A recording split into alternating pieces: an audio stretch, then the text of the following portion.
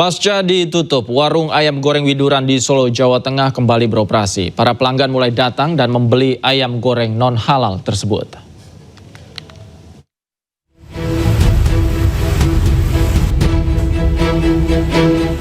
Inilah suasana di warung ayam goreng Widuran, Kota Solo. Jumat pagi pukul 7.00, warung ini sudah buka kembali. Pelanggan pun mulai berdatangan ke tempat ini. Sebelumnya, warung ayam goreng Widuran sempat ditutup karena mengandung bahan makanan non-halal pada kremesan ayam goreng. Manajemen ayam goreng Widuran mengklaim telah mengikuti imbauan pemerintah Kota Solo dan memperbaiki pelayanan. Jadi sesuai dari Pak pemerintah Kota Solo, kan kita sudah diperbolehkan buka kembali, beritanya dari minggu lalu kita juga merespon hal tersebut dengan baik. Lalu kami juga sempat ketemu dengan dinas-dinas yang terkait, juga sesuai himbauan pemerintah kota, kami sudah memperbaiki semuanya dengan melabeli non halal seperti di kemasan dan di MMT dan di berbagai semualah etalase. Kami sudah lakukan semua, dan perizinan untuk NIB juga kami sudah mendaftarkan lagi dengan non halal seperti itu ya. Sebelumnya, Badan Penyelenggara Jaminan Produk Halal menyatakan produk makanan dari rumah makan ayam goreng Widuran di Solo, Jawa Tengah terdeteksi mengandung unsur babi. Tidak hanya kremesan, berdasarkan hasil uji laboratorium yang dilakukan BPJPH, ayam gorengnya juga mengandung unsur babi.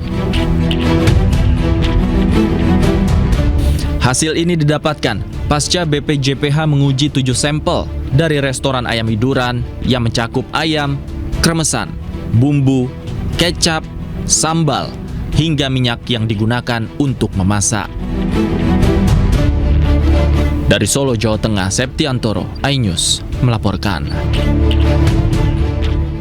Pemirsa, Ketua PGRI Jawa Barat sambut baik permintaan Gubernur Jawa Barat Deddy Mulyadi untuk orang tua murid membuat surat pernyataan tidak akan pidanakan guru. Sementara itu, orang tua murid tegaskan jangan sampai surat pernyataan tersebut disalahgunakan.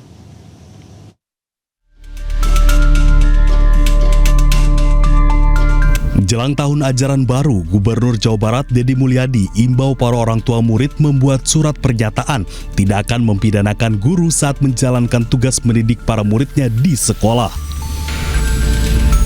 Hal ini dilakukan KDM sebagai langkah perlindungan terhadap guru dari potensi kriminalisasi yang tidak berdasar. Seperti guru yang menegur muridnya kerap disalahartikan sebagai bentuk kekerasan. Padahal hal itu bertujuan mendidik dan mendisiplinkan muridnya. Beragam tanggapan pun disampaikan orang tua murid. Kita mendekatkan anak, jadi apapun nanti konsekuensinya, anak ada kesalahan apa, bebas guru yang menghukum anak, asalkan tidak di luar batasan atau masih bisa kita tolerir. Jangan disalah gunakan nantinya, ketika takutnya nanti guru-guru ke depannya ada tindakan yang mencelakakan murid, misalnya tindakan fisik atau pelecehan atau apa, atau yang bisa melukai murid, jangan dijadikan alat untuk perlindungan. Terkait hal tersebut, Ketua PGRI Jabar Ahmad Juhana menyambut baik. Menurutnya, surat pernyataan itu memberi ketenangan para guru saat menjalankan proses belajar mengajar. Semoga pernyataan beliau menjadi pijakan untuk lahirnya sebuah ketenangan bagi teman-teman kami guru di sekolah dalam menegakkan proses pendidikan, terutama pada pendidikan karakter.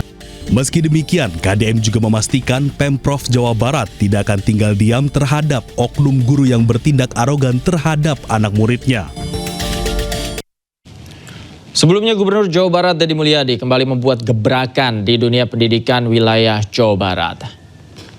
Melalui media sosial Instagram, kali ini KDM meminta orang tua murid membuat surat pernyataan bahwa tidak akan mempidanakan atau menggugat guru apabila guru bertindak demi kebaikan muridnya. Permintaan Deddy ini merujuk pada banyaknya kasus guru yang dipidanakan saat berusaha untuk mendisiplinkan muridnya. Ya, pada seluruh orang tua yang akan memasukkan anaknya ke sekolah-sekolah di seluruh provinsi Jawa Barat, terutama yang di bawah kepemimpinan Provinsi Jawa Barat, bawah kekuasaan, pengelolaan, gitu, kewenangan. Kami harapkan orang tuanya untuk membuat surat pernyataan tidak akan mempidanakan guru, menggugat perdata guru apabila guru bertindak demi kebaikan muridnya, demi pendidikan muridnya, dan seluruhnya dilakukan dengan keikhlasan. Semoga para orang tua bersedia untuk menandatangani itu, karena itu bagian dari membangun harmoni. Kecuali kalau gurunya melakukan tindakan karena kebencian, tidak ada unsur pendidikan, bahkan tidak memberikan tauladan, ya silahkan saja. Dan tidak usah dipidanakan oleh muridnya juga, oleh orang tua siswa juga. Pemda Provinsi Jawa Barat pasti akan melakukan tindakan, dari mulai tindakan A sampai tindakan Pemirsa, penyidik Jaksa Agung Muda Bidang Tindak Pidana Khusus Kejaksaan Agung telah menjadwalkan pemanggilan terhadap mantan Menteri Pendidikan Kebudayaan Riset dan Teknologi Nadiem Makarim. Pemanggilan ini terkait kasus dugaan korupsi pengadaan laptop pada proyek digitalisasi pendidikan di Kemendikbudristek.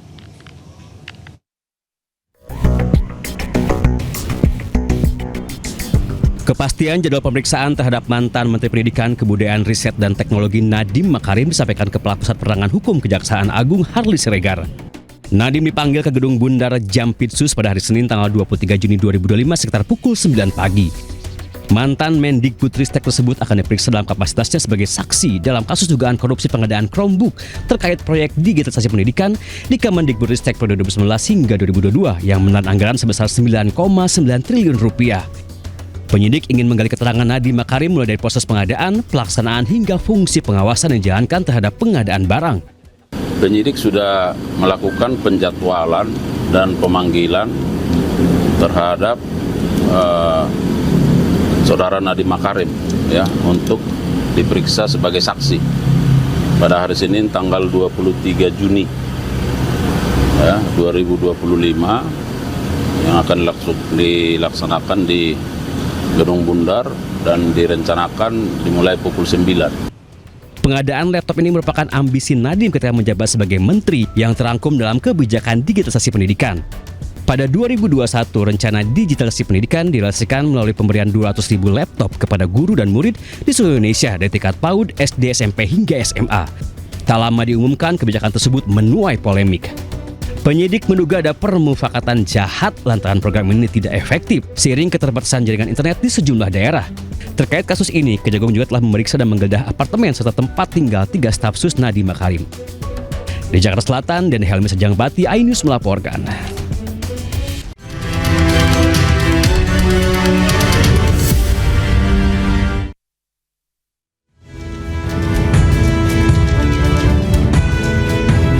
Ijazah Joko Widodo masih menjadi sorotan. Meski Bareskrim Polri telah menguji keaslian ijazah Joko Widodo, namun fakta baru tentang ijazah Joko Widodo mencuat. Politikus senior PDI Perjuangan Bambang Suryadi alias Betor Suryadi menyebut Andi Wijayanto, mantan gubernur Lemhanas sekaligus elit PDI Perjuangan, pernah melihat langsung dokumen ijazah Jokowi yang kini diragukan keasliannya. Menurut Betor, Andi melihat dokumen tersebut saat proses pencalonan Joko Widodo di Pilpres 2014 lalu. Ia mengklaim dokumen itu diduga dicetak di Jalan Pramuka, Jakarta pada tahun 2012. Cetakan ulang itu dilakukan saat Jokowi hendak mencalonkan diri sebagai gubernur Jakarta. Ibu baca semua, itu ada pertemuan yang membahas kekurangan dokumen Jokowi untuk dibawa ke KPU. Oke. Sehingga dicarilah jalannya, ketemulah zaman Dhani Iskandar dan kawan-kawan itu. Maka disitulah dirancang, didesain bagaimana semua ijazah itu dibuat. Di sisi lain, pengacara Joko Widodo, Rifai Kusumanegara menyatakan tidak ada alasan Jokowi memalsukan ijazahnya. Sebab syarat untuk menjadi presiden cukup dengan ijazah SMA saja. Cermati adalah menurut kami tidak ada motif bagi Pak Jokowi untuk memasukkan ijazah S1-nya, karena pada prinsipnya menjadi kepala daerah maupun presiden cukup dengan ijazah SMA. Jadi untuk apa ya memasuk ke ijazah S1 ya? Apalagi kenyataannya kita dengar sendiri dari UGM yang maupun banyak saksi yang sudah dengar keterangannya, termasuk hasil puslapor bahwa ijazah itu asli. Jadi kami melihat ini hanya sekedar informasi yang berkembang dan tidak bisa dipertanggungjawabkan. Pengacara Jokowi menyebut tudingan ini merugikan Joko Widodo dan mereka yang menuding dianggap hanya ingin pansos dengan menyudutkan Joko Widodo. Tim Liputan iNews melaporkan. Dugaan ijazah Jokowi dicetak ulang tahun 2012 untuk mencalonkan diri sebagai Gubernur Jakarta masih menjadi polemik di tengah masyarakat. Lalu bagaimana tanggapan pakar digital forensik dan pihak Jokowi menanggapi dugaan ini? Untuk membahasnya kami sudah tersambung dengan Rismon Sianipar, pakar digital forensik dan kuasa hukum Joko Widodo, Rifai Kusumanegara. Selamat malam Bang Rismon. Bang Rifai, apa kabar? Selamat malam Mas Davi, selamat malam pemirsa. Baik. Saya ke Bang Rismon terlebih dahulu. Bang Rismon, yang menarik dari apa yang dikatakan Bang Betor adalah nama politisi senior Andi Wijayanto ini disebut-sebut. Nah, bagaimana Anda melihat ini? Apakah jangan-jangan juga Anda sudah bertemu dengan Bang Andi Wijayanto dan menceritakan perkara ini? Ya, memang saya sudah bertemu ya di Semarang dengan Pak Andi Wijayanto, ya berkesempatan untuk bertemu dan kita tanyakan apakah mengenal tim Jakarta dan tim Solo yang disebut oleh Bang Betor Suryadi. Beliau mengatakan yang mengenal baik David ya, Anggit dan Widodo. Dan kami juga berkesempatan bertemu dengan para aktivis, sejumlah aktivis di Solo. Mereka juga mengenal ya tiga orang tersebut yang merupakan tim dari Solo, yaitu yang saya katakan tadi. Jadi memang confirm bahwa ketiga orang tersebut juga real, begitu.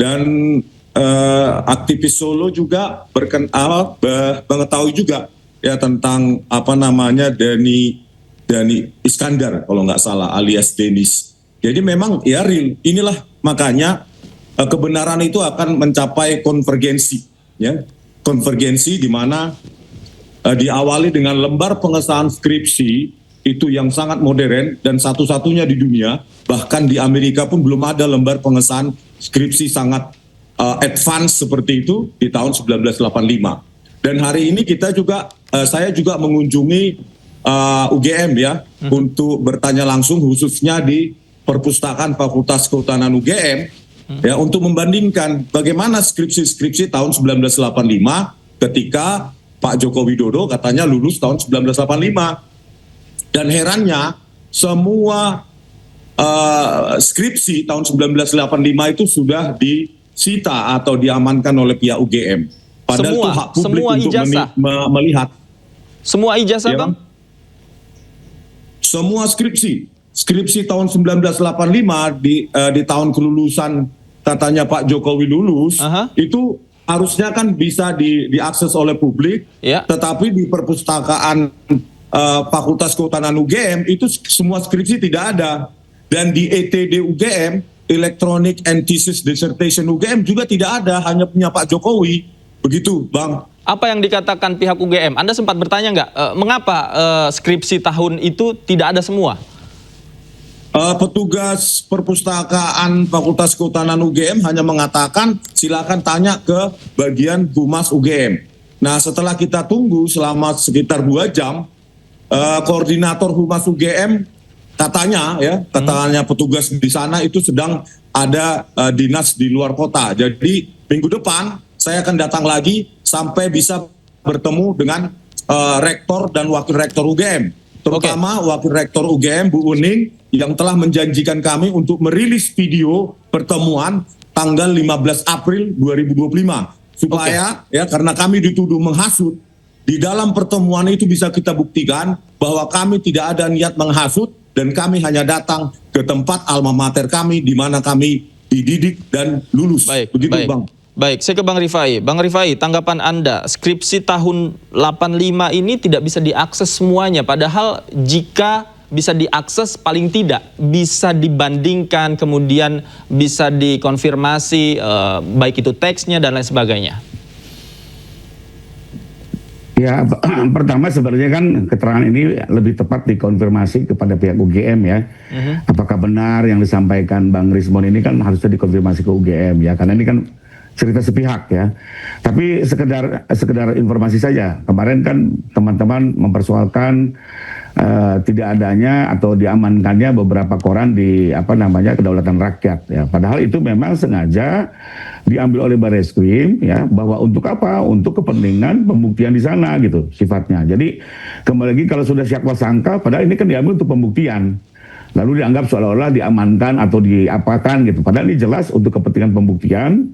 Manakala nanti ada pihak-pihak eksternal ingin menguji apa yang terjadi di Bareskrim, maka semua evidence sudah di tangan penyidik. Jadi saya juga tidak tahu pasti apa yang terjadi terhadap skripsi ya, bukan ijazah, beberapa contoh skripsi. Ya, tapi apakah ini juga bagian dari itu? Maka sebenarnya untuk hal ini lebih bagus kita tanyakan kepada pihak UGM. Tapi menarik satu mungkin Bang, mengenai apa yang disampaikan oleh Pak Betor Suryadi ini ya. Kalau nggak salah Pak Betor Suryadi ini kan waktu itu juga sempat datang dengan rombongan Pak Rismon, datang ke UGM Pak ya. Waktu datang ke UGM itu rame-rame dengan rombongan Pak Rismon. Saya tidak kenal Pak Betor, sampai saat ini juga saya nggak kenal, cuma tahu dari media. Iya, tapi ada satu tayangan yang bilang waktu itu juga ada dalam rombongan, katanya duduk sebelah kiri. Artinya kalau betul itu berita ya, intinya kan Pak Betor ini kan sebenarnya orang lama ya, orang lama yang sudah mengikuti proses ini, tapi baru membangun cerita baru gitu loh. Jadi saya sih melihat ini hanya sebuah kejutan-kejutan saja untuk mencoba mementahkan apa yang terjadi di Bareskrim hasil Puslapor. Apalagi kalau kita ikuti ya, dari segi tata waktu yang dijelaskan pun juga membingungkan. Waktu ditanya oleh reporter iJus, dari mana Anda tahu ini kepalsuan ini? Dari cerita Bambang Tri, padahal itu tahun 2022. Tentang terkait mantan rektor Pak Sofyan itu juga 2025. Jadi bagaimana di 2012 ya mencurigai ada kepalsuan, tapi berangkat dari data tahun 2022 dan 2025. Jadi banyak yang tidak logik. Lalu juga sifatnya ini kan testimonium di auditu. Jadi cerita dari cerita dalam hukum itu tidak bisa cerita dari cerita itu menjadi pegangan ya.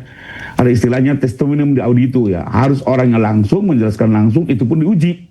Apakah dia relate dengan circumstance evidence lainnya atau sekedar membangun cerita baru ya untuk mencoba menggugurkan hasil Bareskrim. Jadi kalau saya sih melihat ini lebih kepada gimmick-gimmick ya. Apalagi saya tidak percayalah partai sebesar PDIP mengusung gubernur 1 kali, presiden 2 kali, apalagi sudah diketahui oleh para petinggi adanya misalnya ijazah palsu. Saya pikir ini riskan sekali sebenarnya digulirkan ya, tapi saya nggak ngerti juga nih arahnya kemana. Ya, apalagi politisi senior nama Andi Wijayanto begitu berani disebut-sebut, padahal waktu itu PDI Perjuangan kan mengusung Pak Jokowi di Pilkada Jakarta begitu Bang Rifai. Betul, dan saya ikuti juga waktu wawancaranya Bang Rismon dengan Pak Andi ya. Pak Andi itu hanya menjelaskan beliau tim ses, beliau bertanggung jawab terhadap administrasi, beliau mengenal nama-nama, tapi beliau sendiri juga tidak bilang bahwa ada kerjasama untuk memasukkan dan segala macamnya. Jadi saya pikir ini berita sepenggal-sepenggal yang masih harus diuji gitu ya. Terus yang menarik satu lagi, kalaupun diikuti cerita itu, pertanyaannya Pak Jokowi 2 kali ikut Pilkada Solo, lalu pakai ijazah UGM yang mana kan begitu. Jadi menurut saya ini masih jauh lah, artinya bahwa mau dicoba ini di-challenge untuk menggoyang hasil Puslapor, saya menghormati. Tapi kita tetap harus konsen dengan fakta-fakta yang sudah teruji. Mungkin itu komentar sebentar. Bang Rismon, silakan ditanggapi. Berani gak untuk di-challenge argumentasinya, kemudian apa kata-kata Betor ini jika memang harus diuji kan artinya harus ada bukti-bukti yang memang untuk membuktikan pernyataannya begitu? Ya, pihak kami ya, karena kita harus berbasis sains dan materi, coba Bareskrim maupun Polda Metro Jaya itu jangan cherry picky ya, jangan memilih-milih saksi yang berkenaan dengan kesaksian Pak Jokowi dipanggil, diperiksa. Nah ini yang kontra juga harusnya dipanggil dan diambil keterangannya, seperti Pak Betor Suryadi, Denny Iskandar, David, Anggit, dan Widodo. Kenapa tidak begitu? Lalu kita tuntaskan dengan bagaimana uji kertas tersebut di 2 tempat berbeda selain di Bareskrim. Begitu loh, di Puspom TNI AD ataupun seperti yang saya bilang itu laboratorium yang lebih advance itu ada di BRIN yang tingkat kepakarannya jauh lebih tinggi begitu. Jadi semua ini sebenarnya bisa diselesaikan dengan gampang tetapi jangan cherry picky, ya. Cherry picky dalam memanggil saksi, panggil juga semua, ambil keterangannya di pasar pramuka mana, siapa yang membuat, begitu loh. Karena apa? Karena kalau kita cherry picky maka kebenarannya itu jadi memihak, maka tidak menjadi kebenaran hakiki. Apalagi ya sampai saat ini tidak bisa dibuktikan dari pengacara Jokowi maupun pihak Pak Jokowi belum ada lembar pengesahan skripsi se-advance, semodern lembar pengesahan Pak Joko Widodo. Di Amerika pun tidak ada itu. Itu tidak masuk akal lembar pengesahan seperti itu, yaitu merupakan lembar pengesahan hasil reproduksi dengan teknologi yang jauh lebih advance. Begitu Bang. Baik, Bang Rifai silakan ditanggapi. Ini lembar pengesahannya nih sangat canggih begitu. Ya kalau itu kan sebenarnya sudah terjawab ya, kalau memang Bang Rismon mengikuti. Pembuatan lembar pengesahan itu sama-sama dipercetakan perdana bersama dengan sampulnya gitu ya. Jadi kalau kembali lagi kalau itu kan sudah diterangkan dan itu identik loh semua skripsi pada tahun itu ya yang sama-sama perdana, coba yuk bandingkan. Di lembar pengesahannya sama, memang menggunakan percetakan semua karena memang ingin didesain lebih baik ya. Itu yang kita dapatkan keterangan saat itu. Jadi kembali lagi harus dibedakan. Kalau hasil ketikan kan jelas, ketikan Pak Jokowi di pengantar daftar isi itu betul-betul ketikan mesin tik yang zaman dulu. Tapi untuk cover dan lembar pengesahan memang menggunakan percetakan perdana saat itu. Jadi ya, dan ini semua sudah diuji oleh lapor ya, sudah diuji keraguan-keraguan ini ya. Sudah terjawab ya, bahkan sudah mengcompare, termasuk juga sudah dibandingkan antara skripsi itu kan kemarin juga menjadi dua objek ya, selain ijazah juga skripsi, jadi seharusnya sudah terjawab. Tapi ya, saya sih menghargai lah bahwa intinya teman-teman ingin melakukan pembelaan yang monggo kerso, tapi kalau menurut saya kami dalam satu sikap puslapor sudah harus selesai Pak, sudah harus selesai final, bahkan kami keberatan dengan gelar khusus. Nah, ada forum lain di Polda, kalau memang ada istilahnya saksi-saksi yang bisa mematahkan itu silakan ajukan di Polda nanti dalam tahap penyidikan. Tentunya kan setiap pihak bisa mengajukan saksi, demikian mungkin. Oke, Bang Rismon, Anda kan sudah berkali-kali begitu menelusuri, termasuk rumah Pak Kosmujo, kemudian Anda juga ke UGM. Apakah Anda juga mencoba menelusuri bagaimana mungkin desa tempat Pak Jokowi KKN begitu untuk menemukan fakta-fakta lain?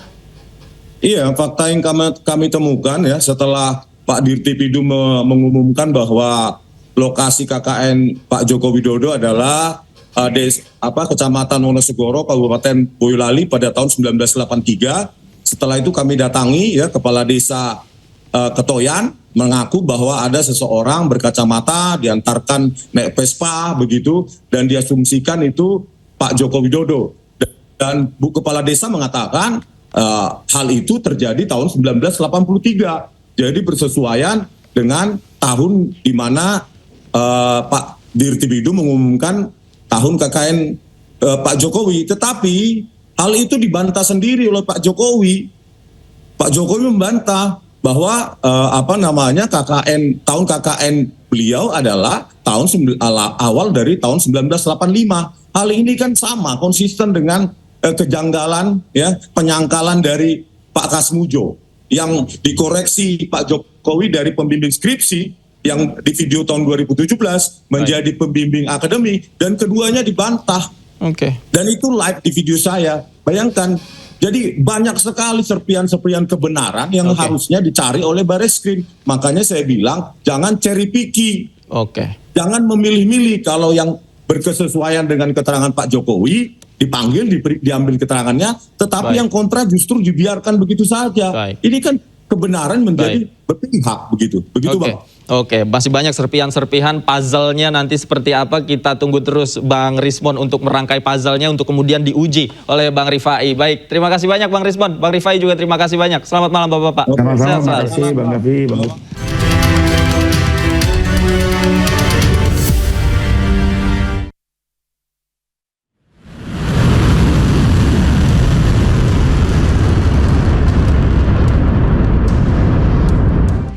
Pasukan Garda Revolusi Iran menyebut rudal-rudal yang diluncurkan dari berbagai lokasi yang dirahasiakan ini bernama rudal Emad dan Godor. Kedua jenis rudal ini termasuk kategori rudal balistik jarak menengah dengan daya jelajah hingga 2000 km. Selain punya daya jelajah tinggi, kedua rudal ini juga bisa mengangkut hulu ledak hingga 1000 kg. Meski belum memiliki teknologi siluman, namun Iran mengklaim kedua jenis rudal ini memiliki sistem pemandu hingga berpresisi tingkat tinggi saat menargetkan lokasi lawan.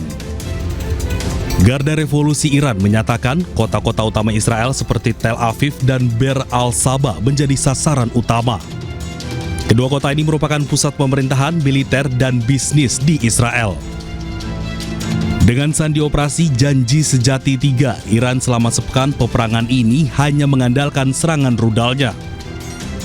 Mengingat pesawat-pesawat Israel jauh lebih canggih, sedangkan pesawat-pesawat Iran banyak yang ketinggalan zaman. Pemirsa, 2 hari berturut-turut kota Be'er al-Sabah menjadi sasaran target militer Iran. Kota tersebut memiliki sejumlah fasilitas strategis seperti militer dan bisnis.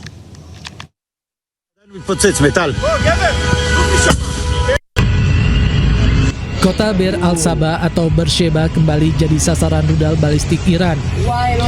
Sistem pertahanan udara Israel, Iron Dome, kembali gagal menghalau rudal-rudal balistik Iran dalam 2 hari berturut-turut. Iran menyebut rudal yang diluncurkan ke Be'er al-Sabah bernama Emad dan Ghadar kategori rudal jarak menengah. Israel belum mengkonfirmasi jumlah korban tewas di Beersheba. Sejauh ini sudah 270 orang terluka akibat serangan Iran.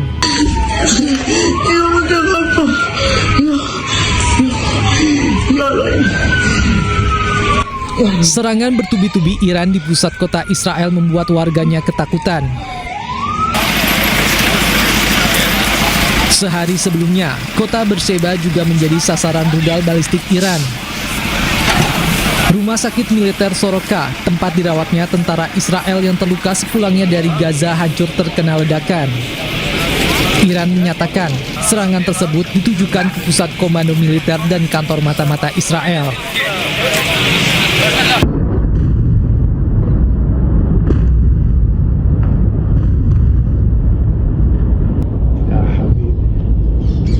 Selain fasilitas militer, pusat bisnis Israel di Beersheba termasuk gudang bursa saham di pusat kotanya hancur terkena ledakan.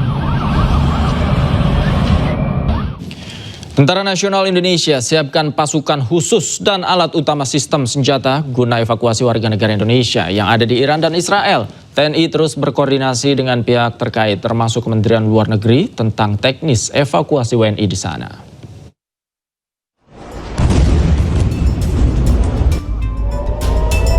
Tentara Nasional Indonesia menyiapkan 34 personel dan alutsista untuk membantu proses evakuasi warga negara Indonesia yang berada di Israel dan Iran. TNI menyatakan 115 warga negara Indonesia yang berada di Iran dan 11 WNI di Israel telah bersedia untuk dievakuasi. Hal ini menyusul meningkatnya eskalasi perang yang mulai menyasar warga sipil di kedua negara tersebut. Kepala Pusat Penerangan TNI Majen TNI Kristome Sianturi mengatakan prajurit yang tergabung dalam Crisis Response Team rencananya akan diberangkatkan ke Iran dan Israel melalui jalur darat. Namun hingga kini TNI belum bisa memastikan kapan tim akan diberangkatkan. Nanti kita menunggu dari Kementerian Luar Negeri ya. TNI sifatnya standby, menyiapkan prajuritnya, melengkapinya, sehingga nanti apabila memang dibutuhkan ya kita siap untuk membackup itu. Yang jelas kan sesuai dengan pernyataan Kementerian Luar Negeri bahwa evakuasi hanya bisa dilakukan lewat darat. Nah, tentang rutenya nanti kita akan ditentukan oleh Kementerian Luar Negeri sendiri. Berdasarkan data dari Kementerian Luar Negeri, saat ini sebanyak 578 WNI berada di Iran dan Israel. Dengan rincian 386 WNI berada di Iran dan 192 WNI berada di Israel. Mayoritas WNI yang tinggal di dua negara tersebut adalah pelajar serta mahasiswa. Dari Jakarta, Dan Helmi Sajangbati, iNews. Pemirsa, Newsroom masih akan kembali usai jeda berikut. Tetaplah bersama kami.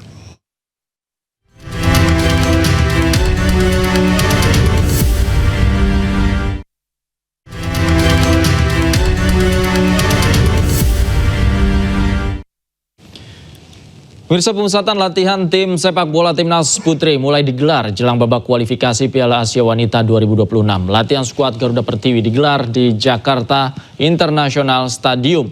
Dan pemirsa, informasi yang akan hadir ini sekaligus menutup jumpa kita di iNewsroom malam hari ini. Temukan informasi-informasi terbaru lainnya di www.inews.id. Cuplikan tayangan berita iNews juga dapat Anda saksikan di kanal YouTube @official iNews. Akhir kata mewakili kerabat kerja yang bertugas, saya Davi Pratama, pamit undur diri. Terima kasih, Selamat malam, sampai jumpa.